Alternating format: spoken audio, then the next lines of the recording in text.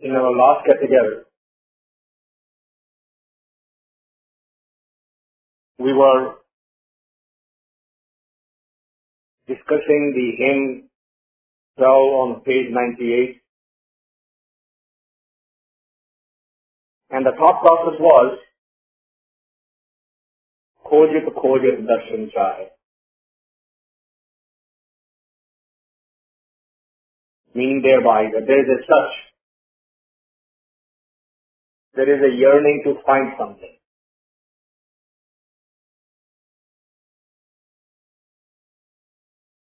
And to find that something, different processes, different methods, different techniques are being tried.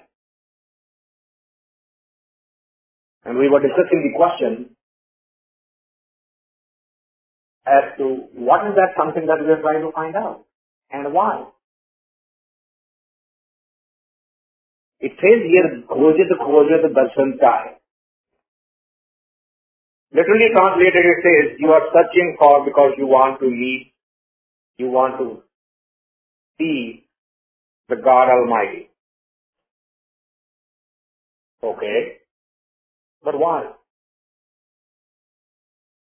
That question is not there. That question I interjected into the discussion and said, why do I want to see Him? What is the objective? Why there is a search? Why there is an urge to go get in touch with a higher level of energy? And the answer lies in every one of us. It is not going to be discovered from outside, because the answer is going to be individual. The answer is going to be personal. But I shared my answer with you,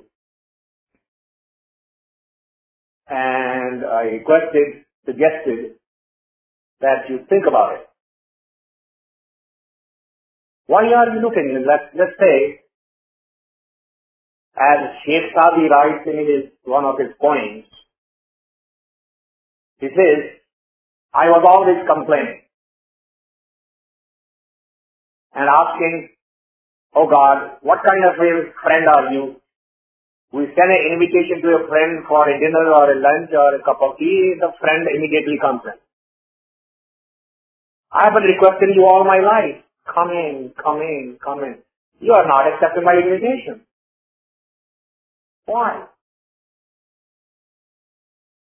And he says, one fine morning I was walking on the river bank, and suddenly there appears someone who says, what do you want? Who are you? I'm the one you've been asking for. I'm God. So what do you want? I was taken by surprise completely. I wasn't prepared. And suddenly that question hit me. Now what? He's there. What should I do? And he said, I couldn't think of anything quickly, and I said, I just want to serve you for one day. Come to my home. Come inside. He said, okay, I'll go with you to your home. As God and I are walking, God turns around to me and says, do the people in your home know that today a guest is coming? He says, no. Should you tell them? Is it okay for a guest to come in the house? He says, that's a nice idea. You stand here, I'll go inside and find out.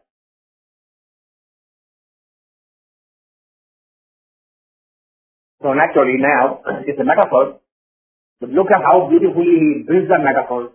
The God can come inside this house, not this house. So he says, I go inside myself and say, the very first thing I find sitting next is the anger. And I tell the anger, God is coming inside my house. Will you please vacate this space for a while so that we can sit down? And the anger says, what kind of a nut are you? We have lifelong friendship. I have never deserted you. If I was not with you, you would not be in the shape you are today. And this is the reward you are giving me of my friendship and sacrifice for you. I'm not going anywhere. You go talk to somebody else. So to cut the story short, he's talking to the anger, he's talking to the greed, he's talking to the desires, he's talking to the attachments and everything. Everyone is giving stronger logic than the others. We are not vacating the house. And he says, God waited for him a little while, and he said, call me when you have place for me to sit down. He left.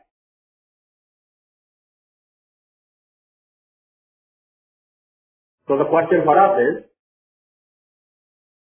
if God was to come right now, what will we do?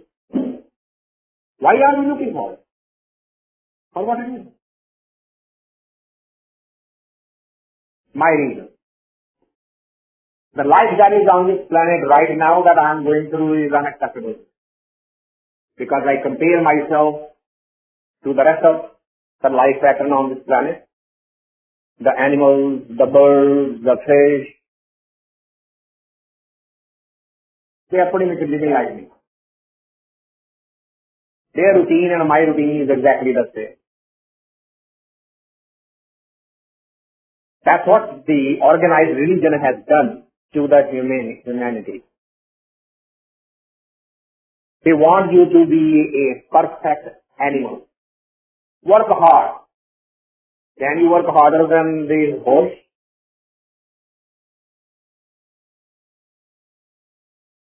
Be faithful. Can you be more faithful than a dog?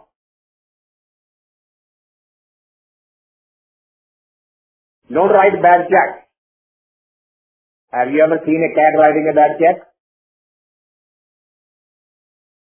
Or stealing? Or making noise and making the life of the neighbors miserable in the middle of the night? Because Anish used to tell a story. He used to say that somebody was going on a vacation, he had a dog. So he wrote to the manager, your hotel welcomes the dogs or not? And he writes back, sir, a dog has never been the cause for us to wake up in the middle of the night and call the police. A dog has never written a bad check. A dog has never stolen. There are no unpaid balances in the name of any dog. Your dog is welcome, sir, and you are too if he recommends you. If he vouches for you, you are welcome too. The religion is doing, asking me to be a better dog, a better horse, a better tiger. And I want to be a better human, not a better animal. So I am looking for him. I am searching for him so that I can become a better human. Because everything else that is listed by the religious people on a list of things, all of those things are being done perfectly by all animal kingdom, all bird kingdom, everywhere. Not just in India or in America, it's universal phenomena. I don't want to spend the rest of my life like an animal or like a bird. And I understand, my guru tells me that if you need it, he has the magic that will make you a better human. That's what Kabir did, that's what Raag did, that's what Nanak did. They lived, after achieving the enlightenment, Buddha lived 40 years. He ate, drank, slept, worked, same way as everybody else did. He didn't leave the world because he is enlightened. For 40 years he walked from one place to the other, telling the people, you can do that human. But the organized religion, whether it is Islam or Christianity or Sikhism or Buddhism or all the organized religions, only talk about be a good person. What is the definition of good? Don't lie, don't steal, don't cheat, etc. etc. That does not get me to the good human. That gets me to a maximum level I can go to is I can stop being in the tamoguna, rajoguna, or satoguna. 3 levels of existence. For those the words are unfamiliar, rajoguna. People live in 3 levels. What's a rajoguna? Which is the lowest. Rajoguna is thinking of the self only. Complete focus on the self. I am coming from my office. I am hungry. I stop at the fruit shop, buy some fruit, put next to my car. I am driving home. But the hunger takes over, so I start eating the fruit. By the time I reach home, the entire fruit is eaten. I didn't get to share either with my family or with my friends or anybody else. That's Rajoguna.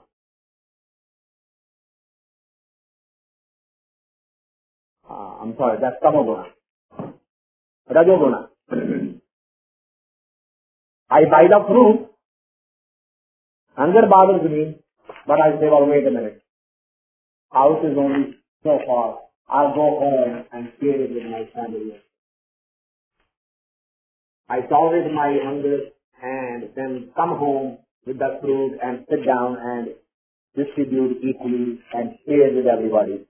And that is the second level, Rajoguna. Satoguna, the highest of the human limit. I buy the fruit, I am hungry, on the way I see a hungry child, a hungry mother, a hungry father.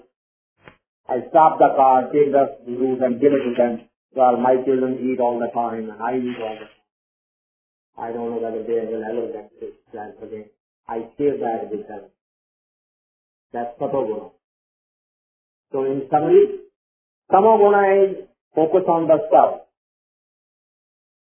Rajoguna is focus on the surroundings, family and friends. And Satoguna is focus on the world, not just family and friends. Those are the 3 levels maximum, but they still do the same way.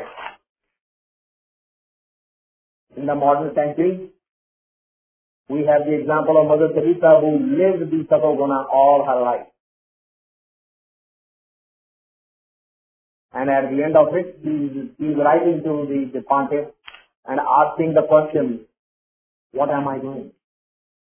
What is the purpose of this all? I'm extremely unhappy with what's going on. Those of you who want to, it is a special edition of Time magazine. Our letters to the pontiff are published here. You can read that. How doubtful she was of the quality of life that she led. Whereas the people from outside are saying there is no more saintly example than Mother Teresa. So coming back to the question that we started discussing, why are we looking? My Guru tells me, my Master tells me, my Granth tells me that there is a next higher state of existence, and it is then also confirmed by other masters, other saints, other Brahmagyanis, and they all say, yes, we have seen it. Yes, it is possible to live like that. It's possible to achieve that status. It's not easier, it's not very simple, but it is possible. Because that potential is in every human being.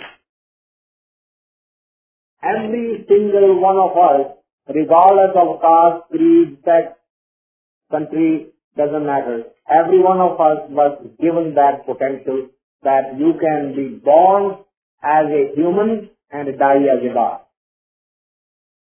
Now there are religions who consider this to be a blasphemous statement. I don't. Our scripture doesn't. It says, no, look at all of these people. Buddha was born as a Gautama, but died as a Buddha. Jesus was born as a Jesus, but died as a Christ. There are potentials possible in each and every human, provided you want to tap into that. So who do you want to meet? That's what the question here was. खोजित दर्शन चाहे. The humanity is looking for something, some way of meeting this creative energy. You want to call it God, you want to call it Allah, you want to call it Ram, you want to call it Vaheguru, you want to call it Jehovah. It is irrelevant. There are 3,000 languages in the world today, and there are more than 3,000 names given to that energy. Everybody has their own way of saying. Is all of them, is none of them. We continuously say, why do you keep on saying he? Can it not be he? Well, if you are comfortable with calling him a he, go ahead, call he. Because you are as wrong as I am. He is neither. But we don't have the language which can describe these things. So we deal with whatever we have. That energy is what? Next thing describes that energy that we were looking for. So the purpose of building this introduction was, you can see how we did that we discussed last time is connected with that thing that we're going to be discussing today. Maajh Mehla5 Parbraham Aprumper Deva Agama Agochar Alak Abheva Deen Dayal Gopal Gopinda Artya Avo Gurmat Sati. These are all of the characteristics of that energy. Parbraham, the very first one.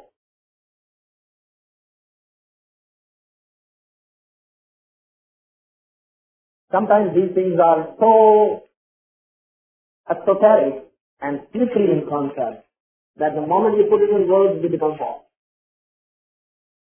Parbraham, the word itself.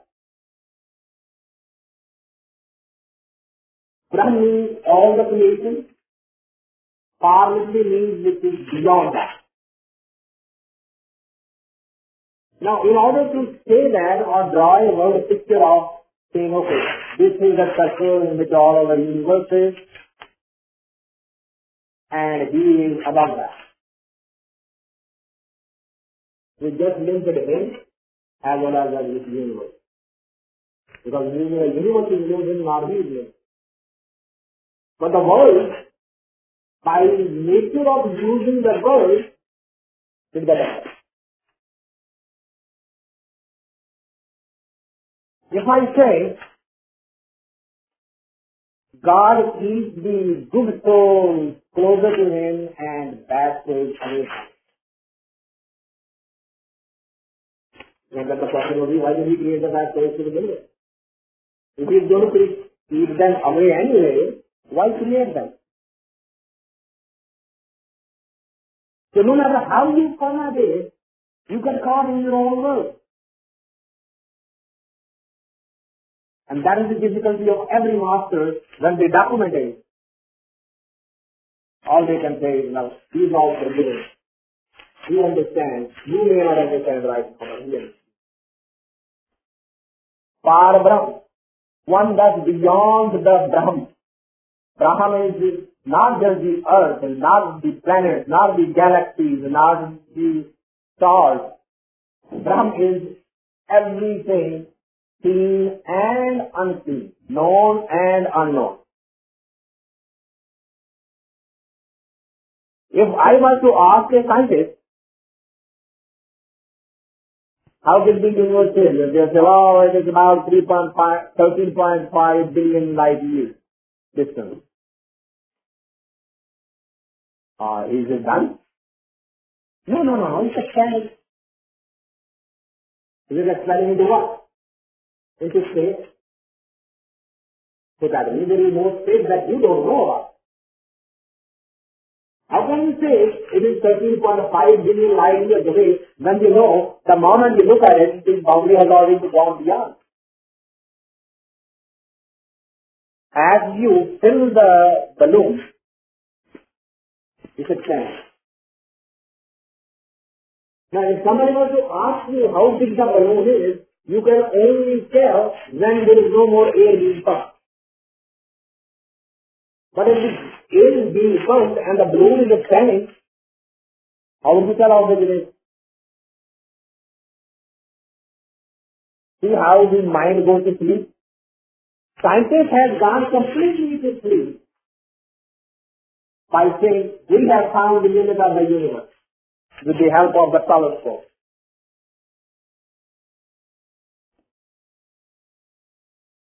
Something interesting going on? Can you participate?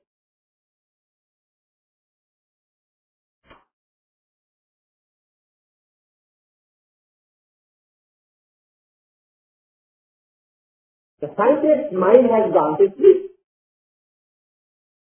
How dare you say I know how large the total creation is?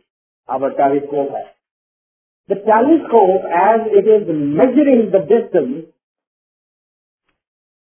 is being proven wrong at the same time because the boundary is expanding at a increasing speed, not in a constant speed. It is increasing speed. It's accelerating. Now that one who is beyond that is called Parbraham. Aprumper, without any boundary. I ran into a preacher. He was trying to describe a hymn which basically said that there are good and there are bad, and the good are rewarded and the bad are discarded. So I asked him, I said, sir, this is my house. I have a boundary on the house. Outside the boundary, I have put trash can. Whatever I don't need, I put it in the trash can. Right. Would you please tell me where is the boundary where God will put his trash can? If he's going to discard something, आप एक दूसरे के साथ के आप एक करे विचार एक छोटे एक खड़े आप एक पर्सन खड़े खजाने पाइए छोटे बच्चे बाहर छोटे वालों के खाली को it literally says that we is saving the good ones and discarding the bad ones.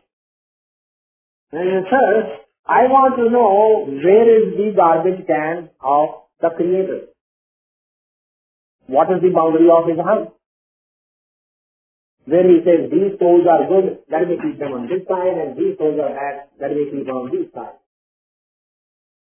So it's all good. And if he's going to discard anything, he is not a very good carpenter, he is making bad things. His quality control will be bad. No, you can't fall in the trap of a language like that word. These things are beyond that. Parbraham, Deva, Adam, Agochir, Alak, Deva, one who is beyond the grip of the intellect, Agochir. Alak, Lak literally means the boundary. Alak, the one which cannot be grasped. Alak, Deva, Abhe, who you cannot find. Now the problem comes in that when a mystic describes these things, scientists sit back and say, well, prove it to me. Without remembering that everything is not subject to the truth.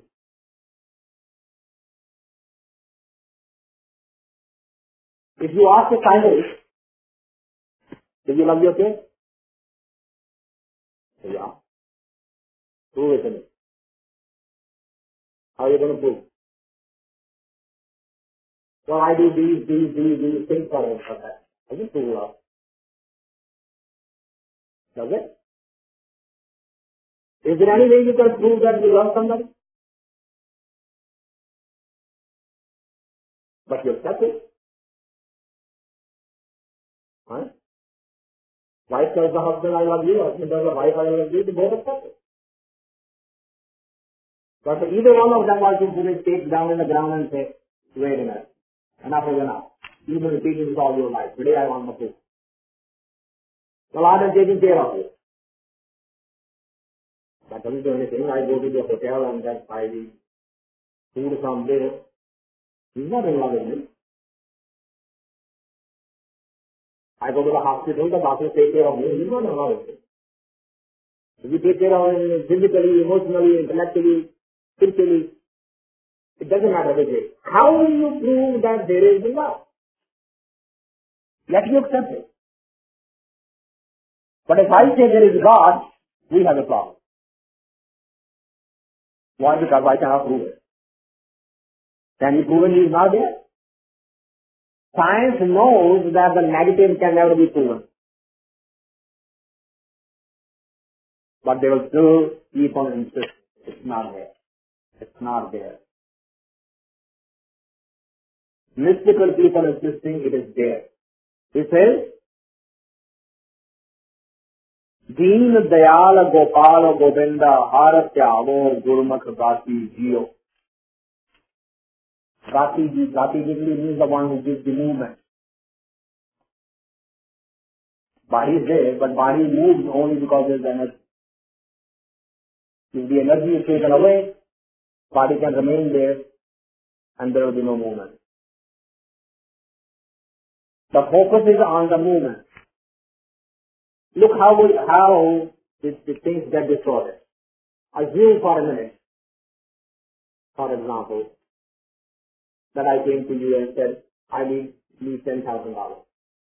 You said, no problem, you can do it. I'm happy, you're happy you are able to help me, I'm happy you are able to help me.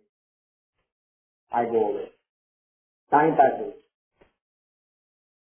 Time turns around and you come to me now and say, Tim, I need $10,000. I'm sorry, I can't spare it. I'm in business. I am investing every penny to spend it. I can't spare it.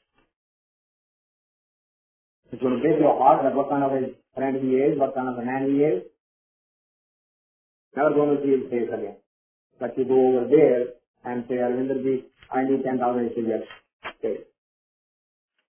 Now, your work was finished. You needed it. My work was done because I needed you were there. You needed he was there.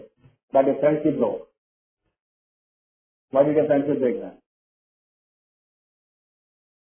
Because of the insistence that if you came in this hand to take it, come back in the same hand to take it. What's wrong if we sat in that hand and gave it? The objective is not taking and giving. Objective is I have work to do. I need the money. Money came from this corner. If it didn't come from this corner, it comes from that corner. Why it is so important that it should come from the corner which I did that you made? The zillions of relationships are destroyed. Everybody is looking at the hand. Which hand came to take it? And which hand came to give it? Nobody looks at the energy behind the hand. The energy that is moving both of the hands is the same.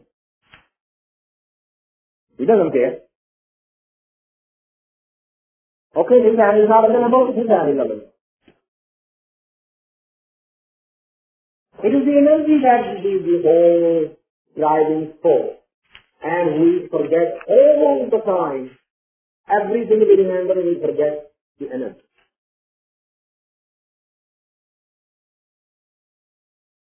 You are talking. No, I'm not talking. It is the energy. If you take away the energy, I'll be sitting just like that here and you will be just staring. There will be no talk on it. I am listening. No, you are not. There is energy inside which is sitting and listening. But the most important thing and the most trivial thing for humanity is they forget that simple fact. It is the energy which is inside every human being.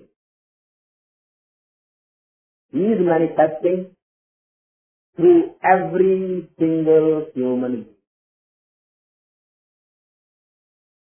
If somebody is talking, he is talking. If somebody is listening, he is listening.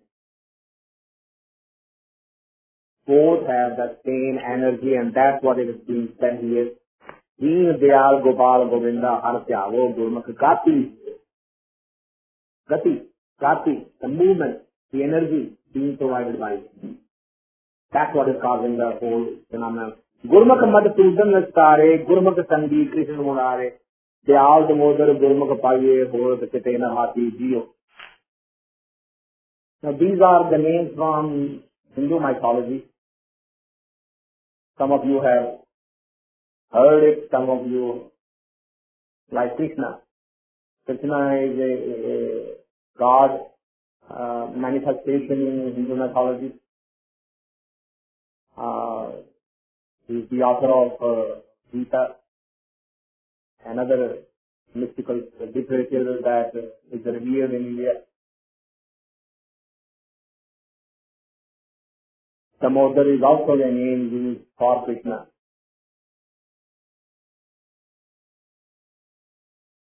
So, various words are being used to describe the ultimate energy. Why the line is the same but the words are different? Because every person associates that energy with a different thing. And linguistically to help you, okay, you want to call it Madhusudan? Madh was a giant who was difficult to kill, and eventually the creative energy created the possibility of destruction of evil soul.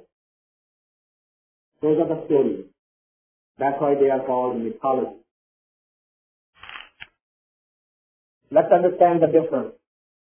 History is an event that has some facts and some non-facts associated with it. History can never be 100% true. It's impossible. Those who are historians, I sincerely apologize from them, but they cannot tell the truth. Why? Are they deliberately misleading? No. Are they lying deliberately? No. But why they tell the truth? Because they cannot separate their own bias. That's the problem. Say for example, you take a statue and we play the role. Let's say you have a statue, you throw it on the ground and you break it. Now, a Muslim is watching the event of statue being thrown and broken, and a Hindu is watching the event, the statue being thrown. They are both are describing a simple event. You took a statue, you broke it. Knowingly, deliberately. Now these two people are going to document that. If it is an event in the history, you want to document it. Do you think both will document the same way? For Islam, it is a very good deed. Idol worship has been stopped. Right? For Hindus, it's a very bad deed. If God has been invented, event is the same. So, if they both are documenting, they will be documenting with their own bias. So, the fourth person who is reading it, what conclusion would he draw? His bias will come into it. History can never lead you to the truth. you will remain ambiguous, doubtful.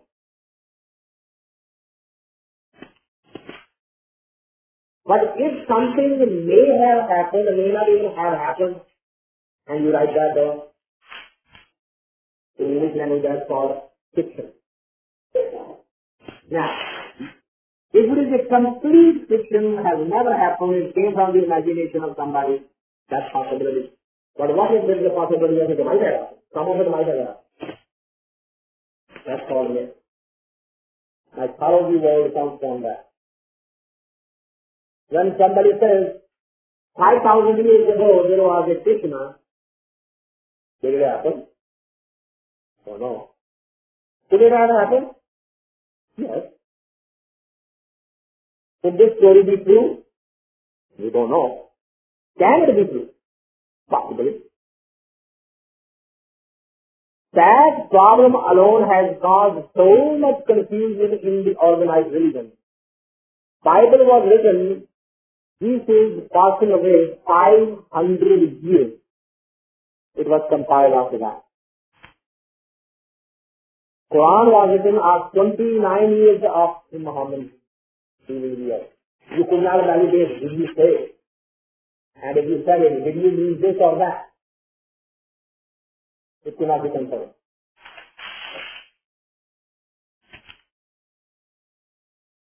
The only scriptures known, which is mystical in nature and known to the people, which was written by people who had those experiences, is this scripture. These are the only one on the planet whose scripture was documented by their masters while they were alive. And they described their meanings and they told their intent while they were alive. It's not true of any other, whether it is Judaism, Islam, Christianity, even Buddhism. Buddha was alive for 4 years, nobody bothered to document it. After Buddha was gone, it took more than a year to collect all these things from anecdotes from and to put them in the form of the book. So mythology has all these names from where the thought that I was describing you, that these are the names in mythology. Gurmukh, Madhusudan, Nishtai. Madhusudan is the name for God. Gurmukh, Sangeet, Krishna Murare. Krishna is the name for God. Dayal, Damodar, Gurmukh Paye. Damodar is the name for God. Hot, Pite, Na Bhati, Diyo.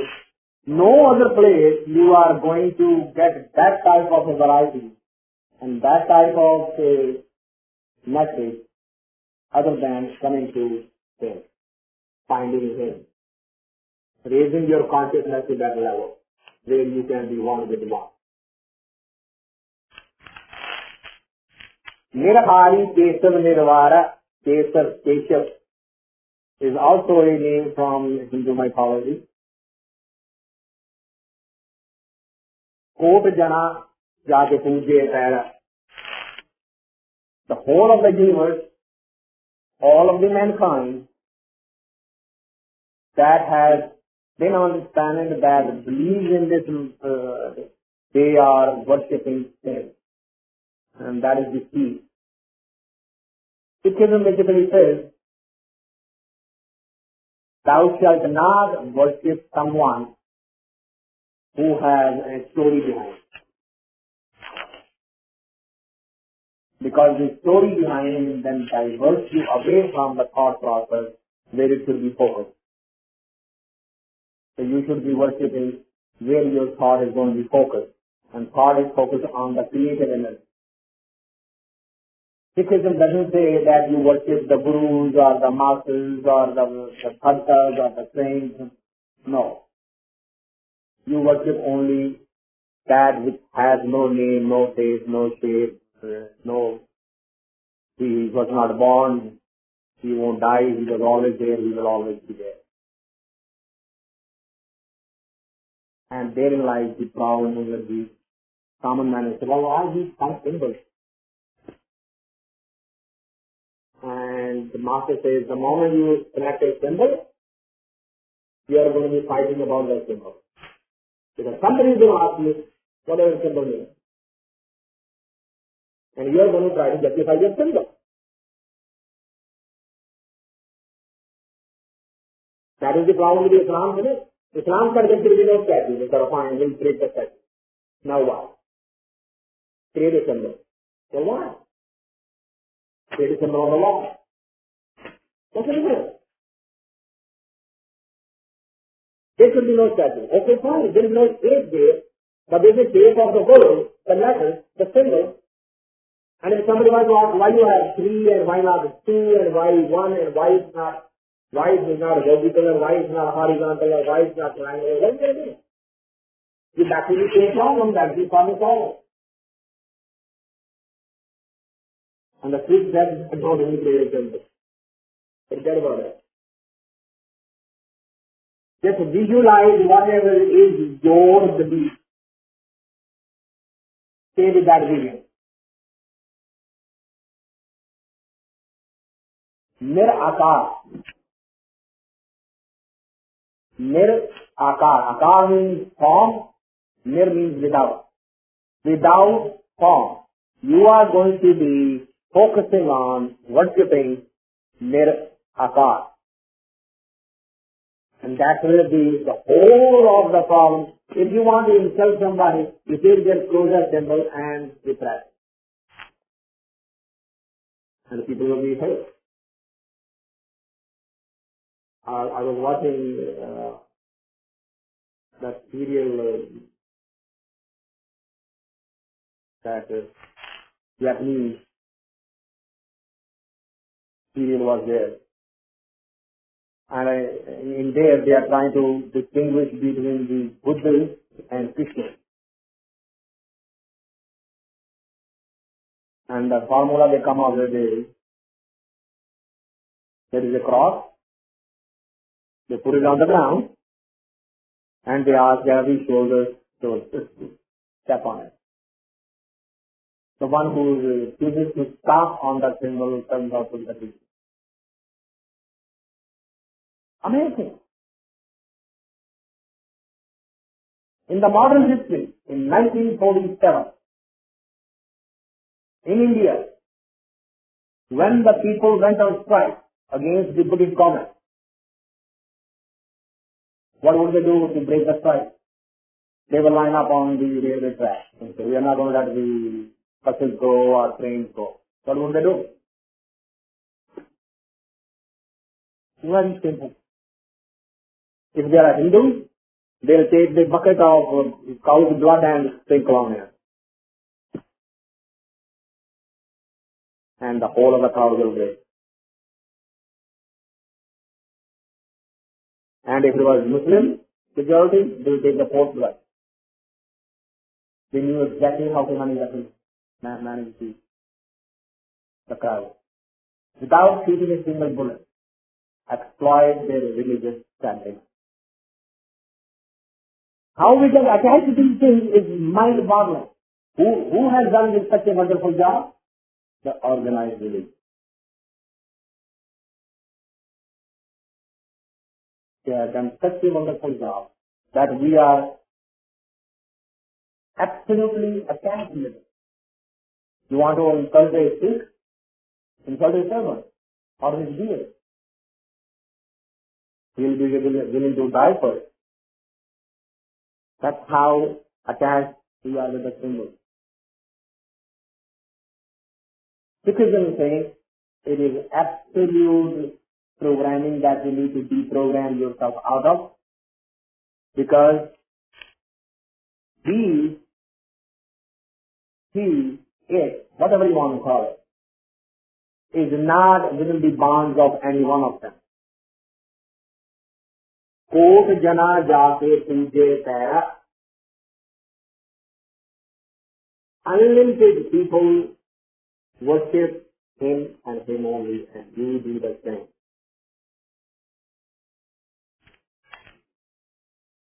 Gurumukh hridde jaake har har soi bhagat ekati jiye. The one who has taken this gospel as a truth to his own heart and is only connected with the one ultimate energy, one ultimate source, one and only one, which cannot be described, which cannot be defined, which cannot be comprehended. When you surrender to that energy, then you are a real sadhak, then you are a real meditator. Amog darshan beant apara. Amog literally means one that never fails. Amog darshan beant apara. Vad samrat sada datara. Gurmukh naam japiye pitariye. Satnanak dali jati siyo. In the last line, is basically saying, if you are going to find him,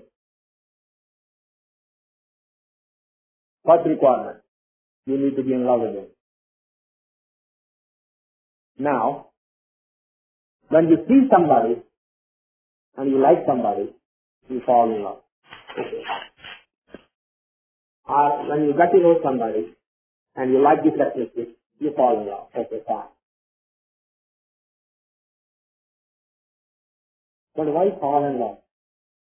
Why not rise in love? That direction is very bad. Why are you falling? So don't fall. Rise. There will be upward direction. How is that possible? You can stop falling. With the humanity, there is only falling in love. With the God, it's only rising in love. Right? Now, what is the sign of somebody being in love? You remember a lot. Right? The thought or the person or the thing or the people you love.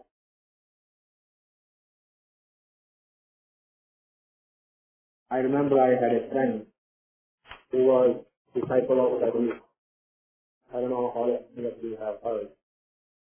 He was here in America for a while, in Oregon, set up his campus. Eventually the government of the United States shut it down and he had to leave. He had 99 villagers and he auctioned them. And one of the villagers was bought by this fellow. And he was so much in love with that his wife was telling him, he will get up in the middle of the night to go open the garage door and look at the roadside. Because it was paying things very well. God knows what it was. Husband and memory, he said, forget about it and me, he is in love with the car hero. When you fall in love with somebody, the memory becomes consistent and constant. Okay. Now let's reverse the process. We haven't seen him. We don't know him. So, falling in love directly is not possible. But how about if we start remembering it? If seeing can result into falling in love and remembering, can the remembering turn into love? If you remember somebody today, is it even possible? The mystic says yes.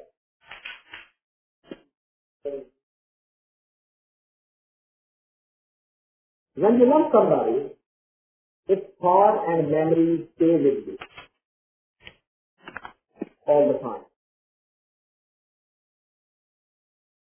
So, love created the memory that time. What? If we create the memory first, that constant, and then see it turning into love for it.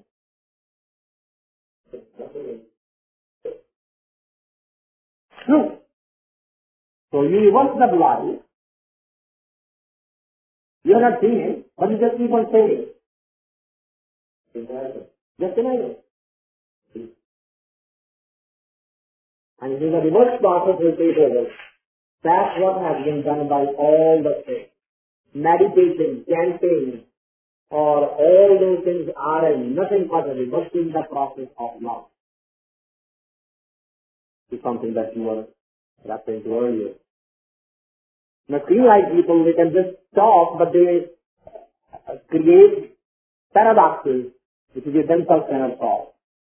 Right? If you ask him the next question, how do I get falling out of it? Tell me. You say love is important. Okay, fine.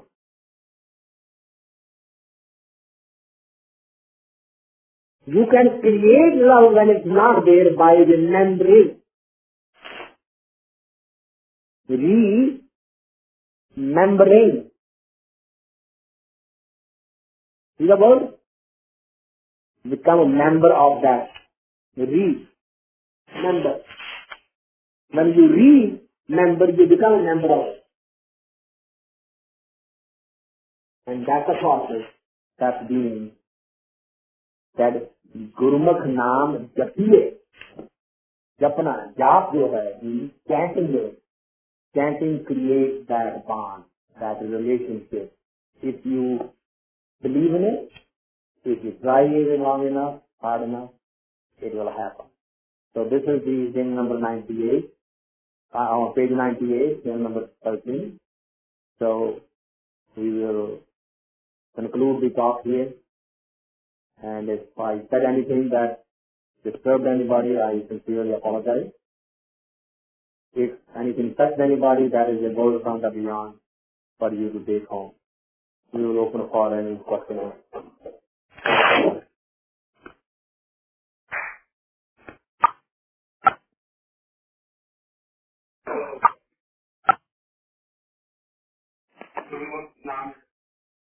गुरुमुख नाम जपिए सिद्ध करिए.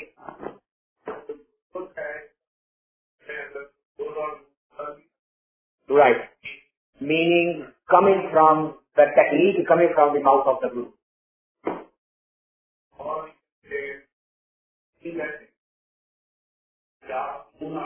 Right. But the word gur, Raag. Gur means technique, mukh means yes.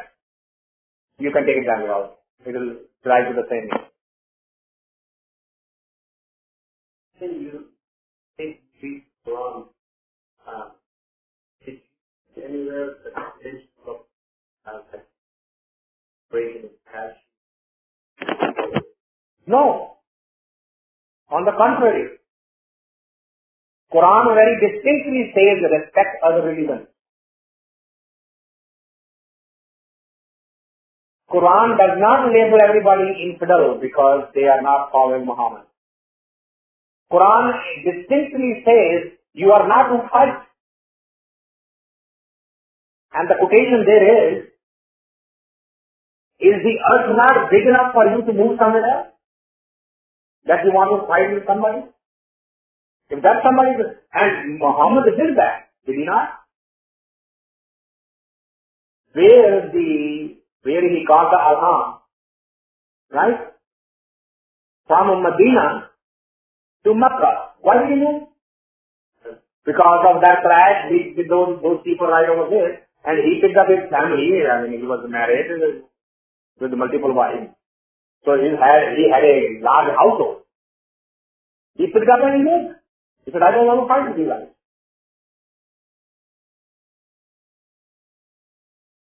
It has been hijacked.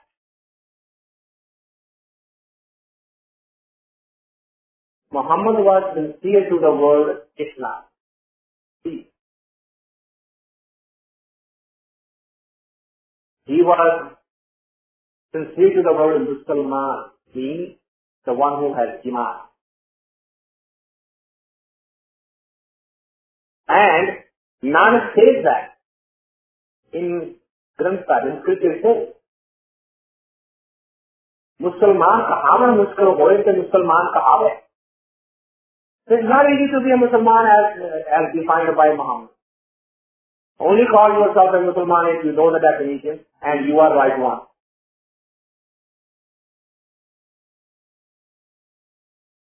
It is heart-wrenching things to watch what's going on today. Not just in Islam, but in Christianity and all over the place. It's amazing.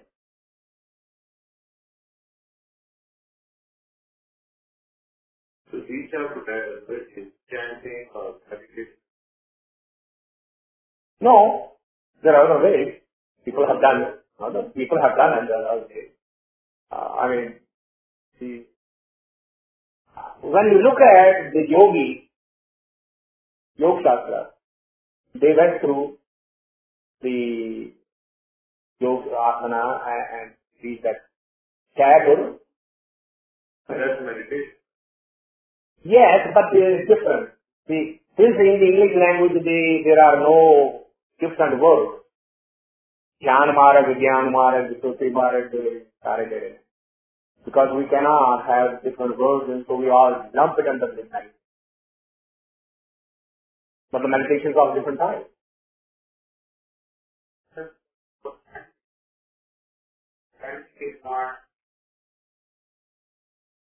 No, what I understood is, of those three phases, you want to go beyond that, then either summary, chanting is one way, and meditation, because there's only two ways. Yeah, yeah. If you take the word meditation in English language, it will envelop everything.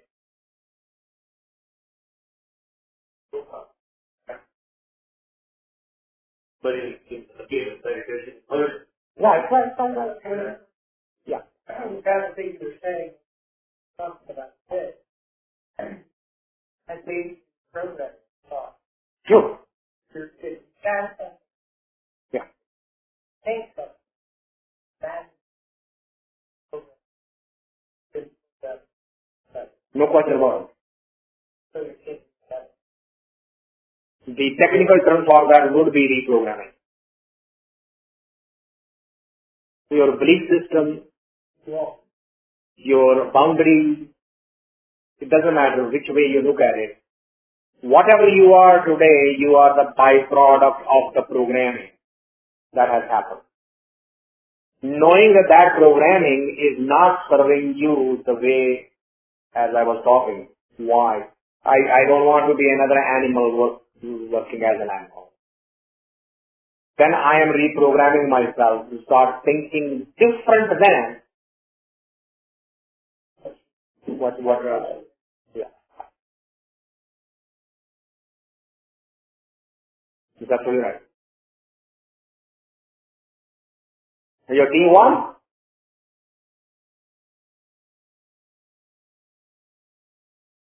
No, I jolly on again, jolly on. Something challenge. earlier you said energy is and energy. Energy is doing everything. Everything. No exception to the rule. What are we? We are the presentation of that energy. How would you know what energy is doing if you are not there? Right? Energy says move the hand.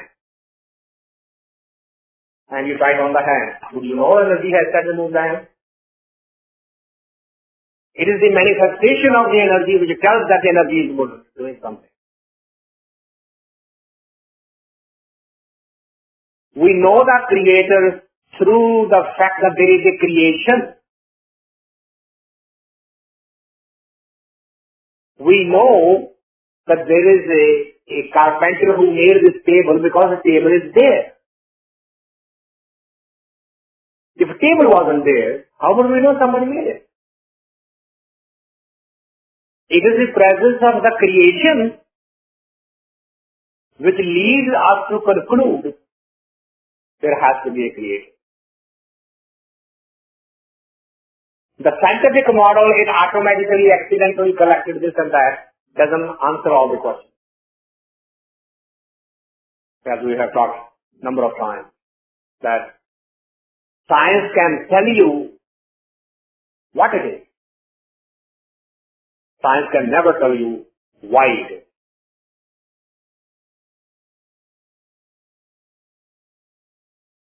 When I had H2O, I got the water.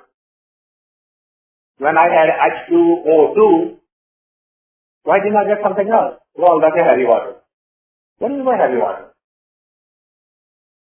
You tell me by changing electron and proton, a new substance are made. Who decided that this will also be a water but with a different quality? Heavy water is used in cooling the nuclear reactors. You are a student, you probably know that. So if you were to ask a scientist, he will tell you that you take the butter and put next to the fire, it's going to melt. And you're going to ask the question, why?